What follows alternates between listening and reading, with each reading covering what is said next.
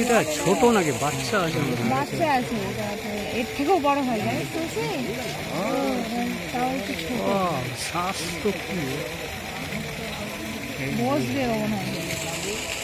জলে মুখটা দেখো কত বড়, মুখটা আ করলে দেখতে এত বড়। ধর এটা তো জলের কথা রাখতে হবে। বাবা জলে নাম জল খাবি? হ্যাঁ বাবা। ও জলে নামছে না কেন? কেন নামছে না এখন ওর ইচ্ছা।